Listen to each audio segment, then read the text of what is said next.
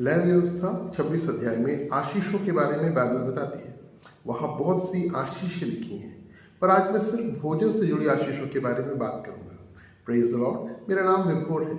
आज का विषय थोड़ा हटकर है, तो कृपया थोड़ा ध्यान दीजिएगा। लय व्यवस्था 26 में लिखा है, यदि तुम मेरी विधियों में चलो और आज्ञाओं को मानकर उनका पालन करो तो एक क्रम में ढेर सारी आशीषें लिखी हुई है। उसमें कुछ आशीषें ऐसी है कि तुम खेत में आशीषित होगे, तुम मनमानी रोटियां खाओगे अर्थात भरपेट भोजन करोगे, नया अनाज रखा होने पर भी पुराना इस्तेमाल करते रहोगे। तब मेरे दिमाग में ये सवाल आया कि मैंने ऐसी बहुत सी गवाहियाँ सुनी हैं जिसमें बहुत से लोग ये बताते हैं कि उनके पास एक समय खाने को नहीं था, बहुत गरीबी थी, बहुत कठिन समय उन्होंने देखा। तो फिर ये सवाल ये है कि ये जो लिखी आशीषें उनके जीवन में काम क्यों नहीं कर रही है। फिर कुछ पढ़ने पर मुझे समझ आया कि इसमें एक फ़र्क है।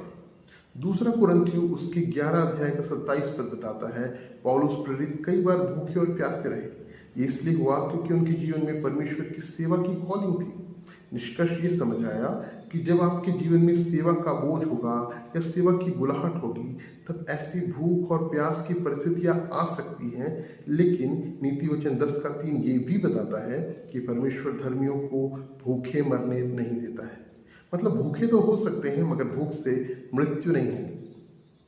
ये एक टेम्पररी फेज है सेवकाई का, जहाँ भूख और प्यास से सेवक परखा जाता है।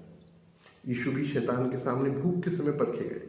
इसलिए यदि हमारे जीवन में लय व्यवस्था 26 की आशीषें काम कर रही हैं तो हमें धन्यवाद करना चाहिए, और यदि समय विपरीत है तो धीरज रखिए, क्योंकि आप सेवा के लिए तैयार किए जा रहे हैं। Praise the Lord.